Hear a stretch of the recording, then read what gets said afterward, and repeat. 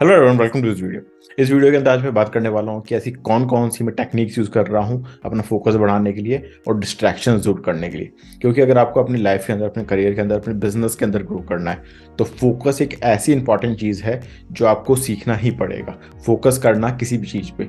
आज के टाइम पे हमारा जो अटेंशन स्पैन है इतना कम हो गया है कि हम फोकस नहीं कर पा रहे चीज़ों पे, जस्ट बिकॉज कि आज के टाइम पे जो सोशल मीडिया है वो शॉर्ट फॉर्म कंटेंट से भर चुका है। तो इस वीडियो के अंदर बात करने वाला हूँ कि कौन कौन सी चीज़ें मैं यूज़ कर रहा हूँ, कौन कौन सी टेक्निक्स यूज़ कर रहा हूँ जो आप भी यूज़ कर सकते हैं अपनी लाइफ के अंदर, अपने बिजनेस के अंदर ग्रो करने के लिए।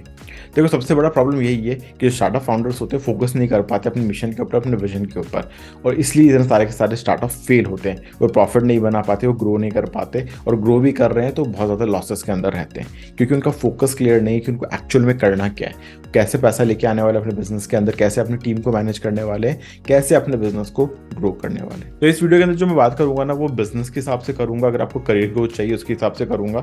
और डेफिनेटली फोकस रहेगा कि हम जब बिजनेस करते हैं उसके अंदर फोकस इतना जरूरी क्यों है, डिस्ट्रैक्शन को हटाना इतना जरूरी क्यों है। एज अ स्टार्टअप एंटरप्रेन्योर और बिजनेस ओनर, आपका सबसे पहला जो सवाल रहना चाहिए अपने फोकस को मेंटेन करने के लिए वो ये है, वेयर इज द रेवेन्यू।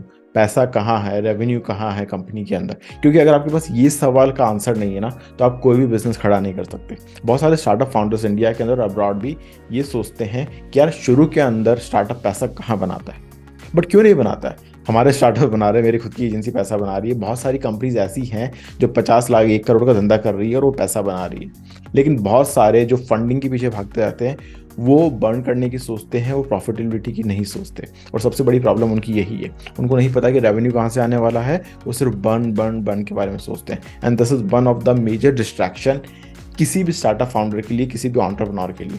आपका अगर फोकस क्लियर नहीं है ना, आपको पता नहीं पैसा कहाँ से आने वाला है, तो आपका बिजनेस कभी भी ग्रो नहीं कर पाएगा। अगर वो ग्रो करके आईपीओ लेवल तक भी पहुंच जाता है तो प्रॉब्लम यही आती है कि वहाँ पे जाके भी आप डूबोगे। आपकी कंपनी के अंदर कोई भी पैसा लगाने वाला नहीं है जब वो एक रिटेल इन्वेस्टर के पास पहुंचती है। तो अगर आपको गाड़ी चलानी है ना तो उसके अंदर फ्यूल भरवा के रखो। जो दूसरा सबसे बड़ा प्रॉब्लम है स्टार्टअप फाउंडर का वो ये है कि हमको पता नहीं कि हमें कितना टाइम अपने आप को एंटरटेन करने के लिए देना है। क्योंकि आज के टाइम पे अगर आप सोशल मीडिया पे जाते हो ना, आपने एक रील देख ली तो आपके घंटों निकल जाएंगे, आपको पता भी नहीं चलेगा आपको टाइम कहाँ गया।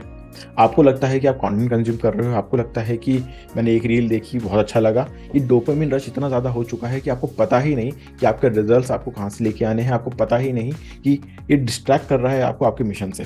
बहुत सारे लोग ये बात करते हैं कि यार मैं स्टार्टअप एंटरप्रेन्योर हूँ, मैं एंटरटेनमेंट के लिए खर्च नहीं करता, एंटरटेनमेंट के अंदर मैं इन्वेस्ट नहीं करता, एंटरटेनमेंट के लिए मैं कोई टीवी सीरीज या यूट्यूब नहीं देखता।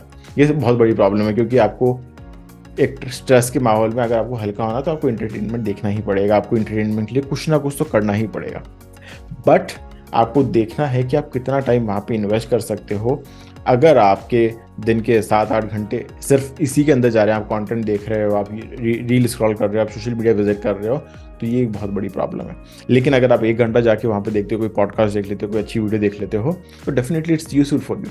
तो आपको ध्यान रखना है कि एंटरटेनमेंट के लिए जो आपने टाइम निकाल रखा है अपने डेली बेसिस पे, आप वो कहाँ इन्वेस्ट कर रहे हो और उसको आप एडिक्शन नहीं बना लो।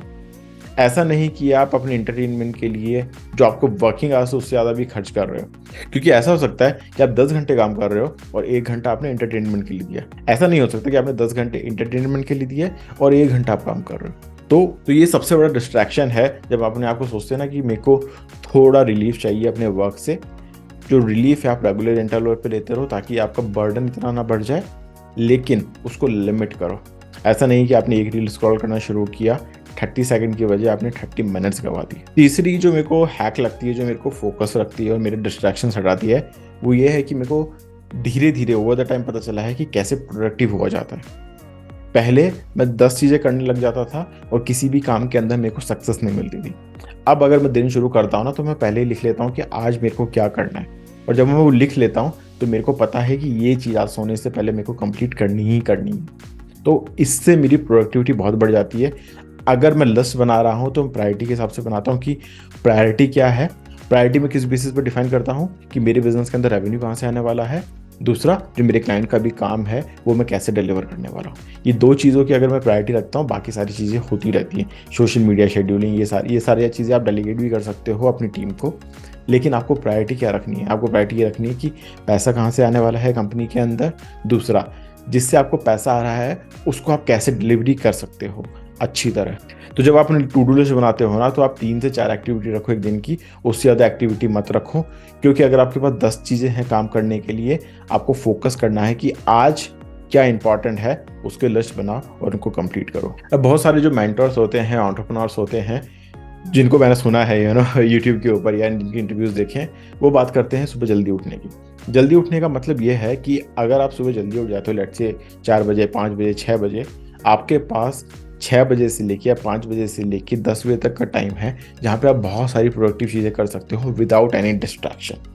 लेकिन मेरे को लगता है ना कि ये बहुत सिंप्लीफाइड लोगों ने कर दिया है इस चीज़ को। आप अगर सुबह उठ रहे हो, आप अगर एक नाइट ऑल हो, राइट, आपको रात को काम करने का मन करता है, तो आपके लिए शायद ये प्रोडक्टिव ना रहे। क्योंकि मैं रात को काम करता हूँ, तो मैं सुबह जल्दी नहीं उठ पाता। तो अगर हम इसको देखें, ये सुबह उठने का जो कॉन्सेप्ट है वो बेसिकली ये है कि आप जब उठ रहे हो, आपके पास इनफ टाइम रहे विदाउट एनी डिस्ट्रैक्शन कि आप काम कर सको। तो अगर आप सुबह उठ सकते हो 4, 5, 6 बजे तक, तो डेफिनेटली आप सुबह उठो। और 10 बजे तक बिल्कुल भी अपना जो ऑफिस का यूजुअल काम है उसको छोड़ के, जो एक्चुअल में प्रोडक्टिविटी आपकी इंक्रीज करता है, जो आपको करना ही करना है, वो सारे के सारे काम फिनिश करो। लेकिन अगर आप सुबह लेट उठते हो और आप रात तक लेट जगते हो, तो ये भी एक बहुत अच्छी चीज़ हो सकती है। क्यों? क्योंकि अगर लेट से रात को 11 या 12 बजे तक सारे के सारे लोग सोने लग जाते हैं, 12 बजे से लेकर 4 बजे तक आपके पास 4 घंटे हैं, जिसके अंदर आप बहुत ज़्यादा प्रोडक्टिव काम कर सकते हो। जो भी आपका सुबह से लेकर अभी तक का काम बचा है, वो सारा का सारा कंप्लीट कर सकते हो और नेक्स्ट डे का आप प्लान करके सो सकते हो। लेकिन एक चीज़ ध्यान रखो कि जब भी आप सो रहे हो, आप 6 से 7 घंटे की नींद ज़रूर लो। तो मैं भी यही करता हूँ। अगर मैं रात को 4 बजे सो रहा हूँ, तो मेरे को पता है कि मेरे को 10 बजे से पहले नहीं उठना है। मैं अपना अलार्म बंद कर देता हूँ, मैं अपना मोबाइल स्विच ऑफ कर देता हूँ, साइलेंट मोड पे लगा देता हूँ। क्योंकि मेरे को पता है कि अगर कोई कॉल आता है, वो मेरी नींद टूट जाएगी। मैं जिस भी टाइम सोता हूँ, उससे मैं 6 घंटे या 7 घंटे प्लान करके सोता हूँ कि अब मेरे को इतनी देर तक नहीं उठना है। तो sound sleep is very much important, अगर आप रात को भी लेट सो रहे हो तो। एक मेरे को लगता है जो सबसे बड़ा डिस्ट्रैक्शन ये है कि हमारे पास इतनी ज़्यादा एक्सेस हो गई है आज के टाइम पे लोगों की, कंटेंट की, कि हम बहुत ज़्यादा डिस्ट्रैक्टेड हो गए। सोशल मीडिया की वजह से डिस्ट्रैक्शन इतना ज़्यादा बढ़ गया है कि हमारे पास चॉइस ऑफ कंटेंट बहुत ज़्यादा हो गया है। हमारे पास आज के टाइम पे अगर आप किसी एक निश के अंदर जाते हो, 10 तरह के यूट्यूबर्स, 100 तरह के माइक्रो यूट्यूबर्स हैं। आप सेम यूट्यूब छोड़ के अगर इंस्टाग्राम पे जाते हो, तो 10 नए तरह के लोग आपको वहाँ पे मिलेंगे। सेम चीज़ आपकी नेटवर्क के अंदर है। आप चाहते हो कि मैं ज़्यादा से ज़्यादा लोगों को जानूँ, ताकि मेरे को कभी भी ज़रूरत पड़े किसी भी नेटवर्किंग इवेंट की, किसी भी नेटवर्क की, तो मैं उन लोगों तक पहुंच सकूं। आपको बहुत ज़्यादा लोगों की ज़रूरत नहीं है, आपको बहुत क्वालिटी लोगों की ज़रूरत है। यूट्यूब या सोशल मीडिया जो आप कंज्यूम करते हो, उसके ऊपर भी आपको 10 तरह के यूट्यूबर्स को, 10 तरह के कोचेस को, 10 तरह के एंटरप्रेन्योर्स को फॉलो करने की ज़रूरत नहीं है। आप जिस इंडस्ट्री के अंदर हो, आपको लगता है कि जो अच्छा कंटेंट दे रहा है, आपको लगता है कि बहुत डिटेल पे कंटेंट दे रहा है, आप उस एक बंदे को फॉलो करो और वही आपको अपने एंड गोल तक पहुंचाएगा। अगर आपको लगता है ना किसी की जर्नी आपको इंटाइस करती है, आपको लगता है कि इसकी जर्नी बहुत अच्छी है, अगर मैं इसको फॉलो करता हूँ तो मैं इसके नक्शे कदम पे या उसको फॉलो करते हुए उस लेवल तक पहुंच जाऊंगा, तो आप उन यूट्यूबर्स को फॉलो करो। लेकिन ये रेंज होनी चाहिए, 1 या 2 से ज़्यादा नहीं होनी चाहिए। अगर आप 2-3 से ज़्यादा फॉलो कर रहे हो किसी को भी, तो आप अपना टाइम वेस्ट कर रहे हो। तो चूज़ करो कि आपका फेवरेट यूट्यूबर कौन है, चूज़ करो कि कौन आपको बेस्ट कंटेंट दे रहा है किसी भी पर्टिकुलर नीश के अंदर। अगर मैं न्यूज़ फॉलो करता हूँ ना, तो मैं सिर्फ एक चैनल को फॉलो करता हूँ। अगर मैं किसी यूट्यूब के ऊपर मेंटर को फॉलो कर रहा हूँ, तो मैं सिर्फ एक बंदे को फॉलो करता हूँ। अगर मेरे को कोई इंटरटेनमेंट का कंटेंट चाहिए, कोई पॉडकास्टिंग का कंटेंट चाहिए, सिर्फ मैं एक बंदे को फॉलो करता हूँ। तो ये सारे नीशेस के अंदर मैं एक बंदे को फॉलो करता हूँ। और जब भी मेरे को उस टाइप का कंटेंट चाहिए होता है, मैं उसके चैनल पर जाता हूँ, मैं देख लेता हूँ। आपको डिजिटल मार्केटिंग का कंटेंट चाहिए, आपको बिजनेस का कंटेंट चाहिए, आप डेफिनेटली इस चैनल को सब्सक्राइब कर सकते हो। आपको पॉडकास्टिंग का चाहिए, तो आप एक बंदे को सेलेक्ट करो कि इसके पॉडकास्ट अच्छे हैं, आप उससे सीख सकते हो। आपको न्यूज़ चाहिए, आप एक चैनल को सब्सक्राइब करो, आप उसके पास जा सकते हो। तो बहुत इंपॉर्टेंट है चूज़ करना वाइजली कि आप किसको फॉलो कर रहे हो, और बहुत कम लोगों को फॉलो करो। ऐसा नहीं कि डेफिनेटली 10 लोग हैं, 10 के 10 सारा अच्छा काम कर रहे हैं, लेकिन अगर आप 10 को फॉलो करोगे ना, तो अपनी लाइफ में कुछ नहीं कर पाओगे। एक को फॉलो करो, उनको देखो कि वो क्या कर रहे हैं, उनसे सीखो, अपनी ज़िंदगी के अंदर, अपने बिजनेस के अंदर अप्लाई करो और ग्रो करो। सेम थिंग है नेटवर्किंग। अगर आप नेटवर्क कर रहे हो, तो आपको ऐसा नहीं है कि आपको 100 लोगों से बात करनी है, 100 लोगों से डेली बेसिस पे कनेक्ट रहना है। आप बहुत लिमिटेड लोगों से कनेक्टेड रहो। एक इंडस्ट्री के अंदर एक पर्टिकुलर बंदा जिसके ऊपर आप ट्रस्ट करते हो, जिसको लगता है कि वो डेफिनेटली अपनी इंडस्ट्री के अंदर बहुत अच्छा है, और किसी ना किसी टाइम पे जब आपको एक दूसरे की रिक्वायरमेंट होती है, आप दूसरे की हेल्प कर सकते हो। तो लेट्स से अगर आप डिजिटल मार्केटिंग सर्विसेज प्रोवाइड कर रहे हो, आपने एक बंदे से कनेक्ट किया जो सेल्स के अंदर है, और वो सेल करता है आपकी पर्टिकुलर एक इंडस्ट्री को। आप इस बंदे से अगर रिलेशनशिप बिल्ड कर रहे हो, जब भी आपको किसी सेल्स की रिक्वायरमेंट है, सेल्स के अंदर हेल्प चाहिए, आप इस बंदे से बात करके अपनी जितने भी क्यूरियोसिटी है पूछ सकते हो। और डेफिनेटली उसको अगर कोई प्रोजेक्ट आता है जो आपको वो दे सकता है डिजिटल मार्केटिंग के अंदर, वो बंदा आपको ही देगा। क्यों? क्योंकि आप एक बंदे से कनेक्टेड हो, ऐसा नहीं कि आप 10 बंदों से बात कर रहे हो और कोई भी आप रिलेशनशिप बिल्ड नहीं कर पा रहे, ट्रस्ट बिल्ड नहीं कर पा रहे। क्योंकि अगर आपको लगता है कि एक बंदा सही है, आप उसी के साथ अपना टाइम इन्वेस्ट करो। 100 लोगों से अच्छा एक बंदे से बहुत अच्छी रिलेशनशिप बिल्ड करो। तो my suggestion is stop wasting time on networking. बहुत ज़्यादा नेटवर्क, आपको बहुत बड़ा नेटवर्क बनाने की ज़रूरत नहीं है।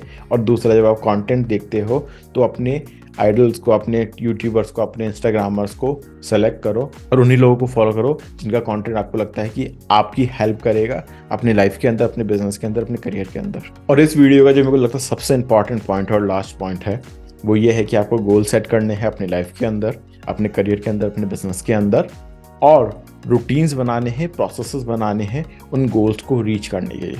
तो लेट्स से अगर आपका एक गोल है कि मेरे को 10 करोड़ का बिजनेस बनाना है, मेरे को 100 करोड़ का बिजनेस बनाना है, वो 100 करोड़ का बिजनेस बनाने के लिए उन स्टेप्स को आप प्रॉपरली डिवाइड कर दो कि आपको 5 साल के अंदर 100 करोड़ का बिजनेस बनाना है। तो 1 साल के अंदर आपको लगभग टारगेट करना है कि आप 1 करोड़ तक तो पहुंचो। डेफिनेटली अगर आप 1 करोड़ पार कर जाते हो, उसके बाद स्केल कर सकते हो एक अच्छी स्पीड से। तो आपको वो गोल डिवाइड करने हैं 5 साल के कि आप कैसे उनको अचीव करने वाले हो। रूटीन बनाने हैं कि मेरे को डेली बेसिस पे क्या करना होगा ताकि मैं अपना जो 5 साल का गोल है, अपना 10 साल का गोल है, उसको अचीव कर सकूं। आपके पास एक पूरा का पूरा ब्लूप्रिंट होना चाहिए। डेफिनेटली आप 10 साल का ब्लूप्रिंट एक दिन में नहीं बना सकते। 10 साल का मेजर गोल रख सकते हो कि मेरे को 10 साल में यहाँ पे पहुँचना है।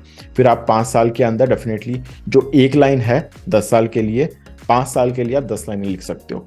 फिर आप 3 साल के लिए शायद 50 लाइनें लिख सकते हो। लेकिन जब आप इस 1 साल का प्लान बना रहे हो, लेट्स से 2023 का, तो आपको 100 लाइनें लिखनी पड़ेगी, 150 लाइनें लिखनी पड़ेगी कि आप हर महीने क्या करोगे, क्या क्या चीज़ें करने से क्या होगा, और उसके रिजल्ट अगर आते हैं तो आप कैसे प्रोग्रेस करोगे। तो आपको पहला एक गोल सेट करना है। वो गोल आपका ईयरली भी हो सकता है, 10 साल का भी हो सकता है, 5 साल का भी हो सकता है। और उसके बाद उसको छोटे छोटे सेगमेंट्स में डिवाइड करके एक रूटीन बनाना है, एक प्रोसेस बनाना है उस गोल को अचीव करने के लिए। तो इस वीडियो के अंदर मैं जितनी भी चीज़ें डिस्कस की ना, अगर आप उसको अपनी लाइफ के अंदर अप्लाई करते हो, अपने आज के टाइम पे बिजनेस के अंदर अप्लाई करते हो, डेफिनेटली आप एक बहुत अच्छा फोकस बना के अपना काम कर सकते हो और जितने भी डिस्ट्रैक्शंस है उनको दूर करके कट थ्रू कर सकते हो पूरी की पूरी नॉइस से। अगर आपको इस वीडियो से कुछ भी वैल्यू मिली है तो please like this video. Comment में बताओ कि आप क्या करते हो फोकस करने के लिए और डिस्ट्रैक्शन को हटाने के लिए।